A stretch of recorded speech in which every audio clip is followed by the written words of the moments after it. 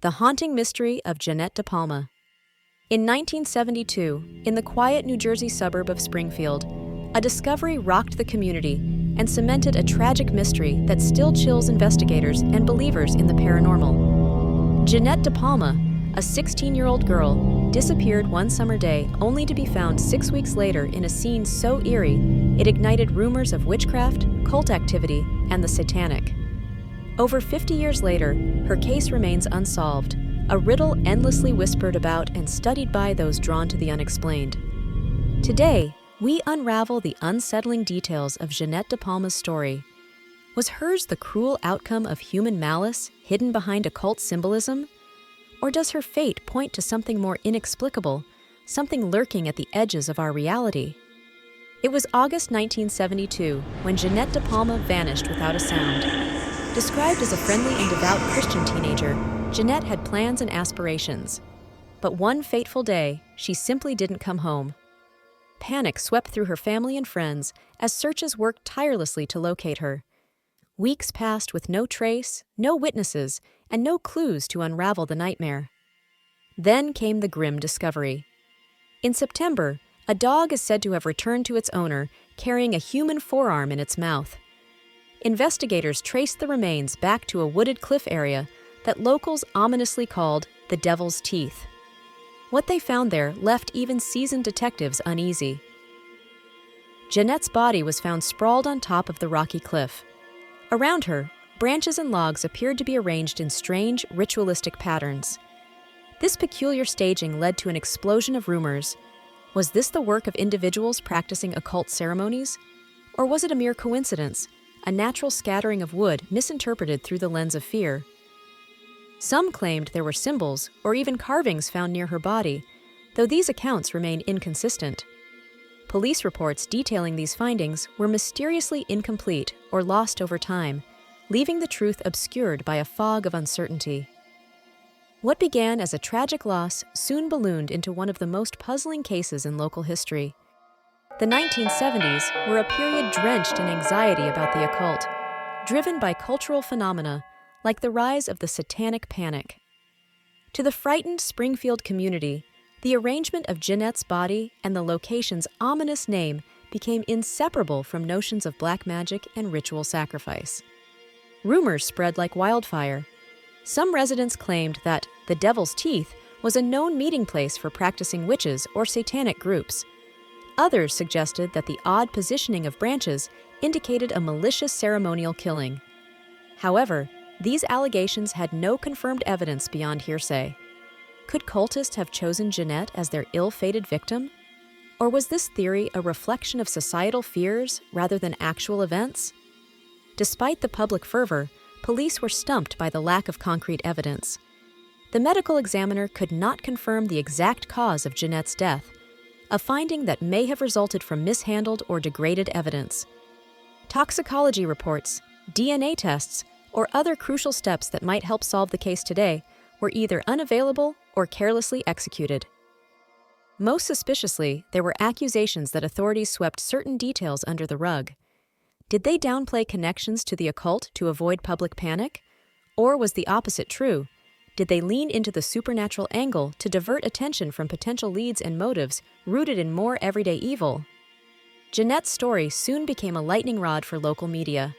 Newspapers of the time frequently insinuated connections to black magic, overstating the presence of occult symbols or focusing on the more sinister implications of the crime scene. These sensationalist accounts were largely unfounded, as official police reports rarely included these details. Yet the effect on Springfield's residents was intense. People began looking at their neighbors with suspicion. Were there cult members moving silently among them? Did local police miss critical signs of a hidden, organized group? Amid the media frenzy, the line between fact and fiction blurred, creating fertile ground for conspiracies that continue even today. This case unfolded in a deeply religious community, adding another layer of complexity. Many viewed themselves as devoutly Christian, which clashed sharply with the sudden associations of the occult hovering over the case. To admit even the possibility of dark ritualistic practices was, for some, akin to an attack on their faith. In other areas of the town, suspicion of authority figures began to brew. Was this case showcasing incompetence, or were there shadowy forces controlling the narrative? The conflicting emotions fractured the unity of Springfield, with residents split on what truly happened to Jeannette. One unsettling possibility is that the narrative of witchcraft and ritual sacrifice was nothing more than a smokescreen. Could the entire setup at the Devil's Teeth have been staged? Perhaps the killer, or someone with knowledge of the case, deliberately used the fear of the occult to mislead the investigation and distract from genuine motives. Alternatively, what if Jeannette was targeted not for ritual reasons, but simply for being in the wrong place at the wrong time? Jeannette's religious devotion and community ties paint a chilling contradiction to her choice of resting place. Was this symbolic or purely coincidental? As the years passed, Jeannette DePalma's case slipped into obscurity, officially unsolved but never forgotten. Investigators from her era faded from the public spotlight, and time eroded the already flimsy evidence base. The mystery turned into a ghost story, revisited by local historians and journalists desperate to uncover answers. Occasional new theories have surfaced, but none have offered a definitive resolution. As technology has progressed, some have wondered whether advances in forensic analysis could provide breakthroughs, assuming, of course, any evidence still exists to analyze. Until then, the case remains frustratingly opaque. So why, after more than 5 decades, does this story continue to captivate? Paranormal believers see Jeannette's death as a nexus point, a place where human cruelty and supernatural forces might intersect. The chilling nickname of the scene, the Devil's Teeth, doesn't just suggest geography. It conjures images of something sinister and watching, lurking just beyond comprehension. Was a cult truly involved? Could Springfield have housed secret practitioners of dark arts whose whispers faded into history? These are the questions that tug at the minds of those who dare to re-examine the case. For skeptics, the fascination lies more in human psychology. How did the satanic panic warp perceptions of reality? Did fear create the supernatural elements of Jeannette's case, or were they always there, waiting for someone to notice? Jeannette DePalma's story stands as a stark reminder. It warns us about the dangers of fear-driven narratives, the tragedy of investigative failure, and the gods of mystery we all bow to when confronted with the unknown. Perhaps more importantly, it poses a haunting thought to believers in the paranormal.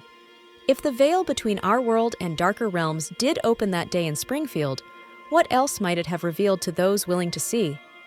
Whether her death was caused by ritual malice, societal failure, or unearthly forces, the mystery of Jeannette DePalma continues to echo through time.